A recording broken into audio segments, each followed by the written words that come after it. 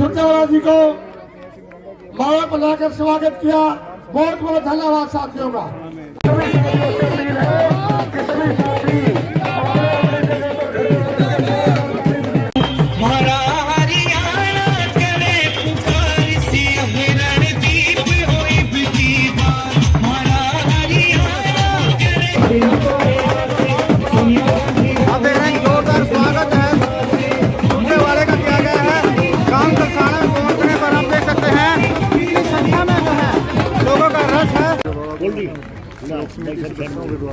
श्रीमती मैं टेलीफोन लवाओ, मैं बोलिया मेरा ब्याह को नहीं, यूं बोली लवाना पड़ेगा। उसकी दाब में आकर मैंने घर में टेलीफोन लवा लिया। बाहर से किसी का फोन आवे, किसी बड़ा का नजदीक नहीं जान दे, बात क्या अपने आप ठावे और फोन ठांदे ही हेलो बेटा क्या आदत पड़ेगी। बाहर से किसी का फोन आवे।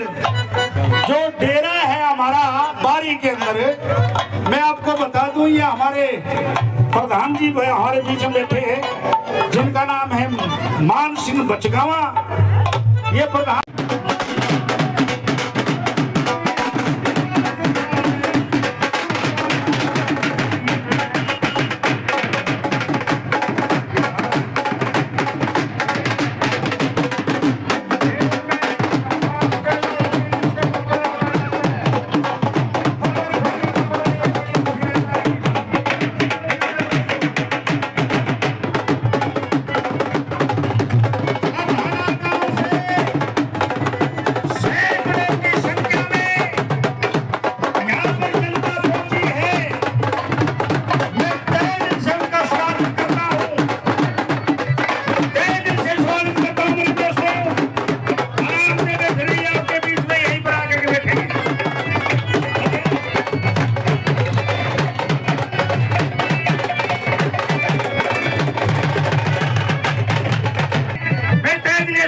करता हूँ, बहुत बहुत धन्यवाद करता हूँ। जय हो।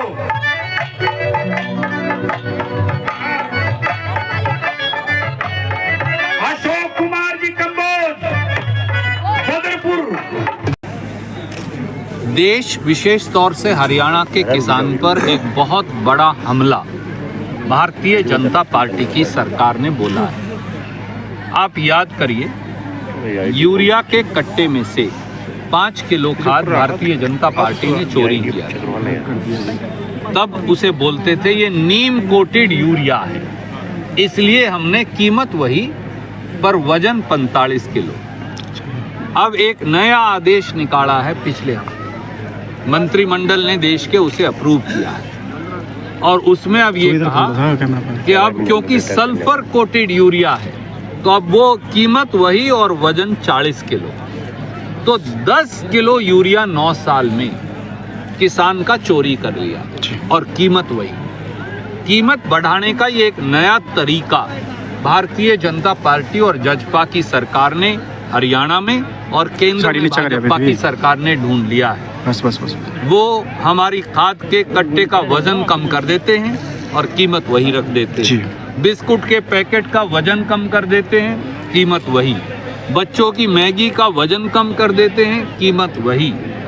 धीरे धीरे अगर यही चलता रहा तो देश का किसान, देश का खेत मजदूर, देश का गरीब किस प्रकार से अपनी जिंदगी जी पाएगा।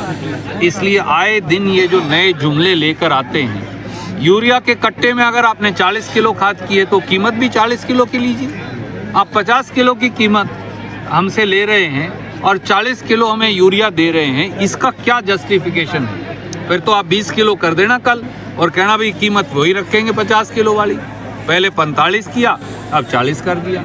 हम इस बात का कड़ा विरोध करते हैं और मांग करते हैं इस देश और प्रदेश के किसानों की ओर से कि किसानों को इस प्रकार से उत्पीड़ित मत करिए मोदी जी, और किसानों की जो यूरिया का कट्टा है उसकी कीमत जो है वो आपने जो वजन कम किया है उसके मुताबिक कीमत कम की जाए। सच्ची तरह से भगवान राम सबके, भगवान राम दरिद्र की झोपड़ी में मिलेंगे, भगवान राम उस मजदूर की काया में मिलेंगे जिसके पेट और पीठ एक है। भगवान राम करुणा का नाम है। भगवान राम भाईचारा है, भगवान राम सनातन है, भगवान राम प्रेम है, भगवान राम कभी भी, भगवान राम जोड़ने की चीज़ है, भगवान राम कर्तव्य का बोध है, भगवान राम कुर्बानी है, भगवान राम मर्यादा है, भगवान राम वादे के मुताबिक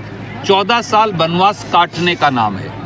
इसलिए भगवान श्री राम का राजनीतिकरण नहीं हो सकता। भगवान श्री राम के मंदिर को आप आरएसएस बीजेपी का इवेंट नहीं बना सकते। हमने केवल इतना कहा है।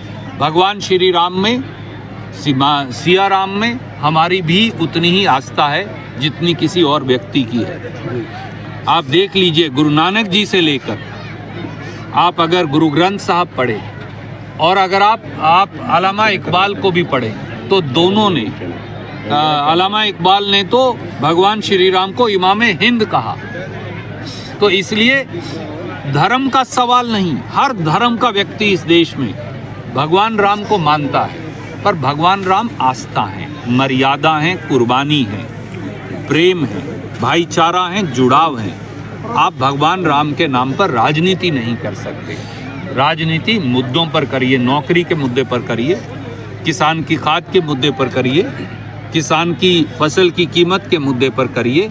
दुर्भाग्य से भाजपा भगवान श्री राम को भी का राजनीतिकरण करने का कोशिश कर। घंटे लेट भी है, फिर भी स्वागत किया, जबरदस्त आ गया। बोलते हुए भी कहा हमारे भाई और साथी मियां सिंह रंगा जी और हमारी छोटी बहन प्रीति रंगा, ये इनका इलाके के अंदर पकड़, जमीनी जुड़ाव और प्रेम, जिसकी वजह से घंटों की देरी के बावजूद भी एक व्यक्ति, एक पक्षी भी यहाँ से हिला नहीं सर, और आज भी बैठे। एक क्वेश्चन अपना भी, और मुझे ये विश्वास है कि लोगों का प्यार और आशीर्वाद इनके साथ और बढ़ेगा। कितने नंबर मुख्यमंत्री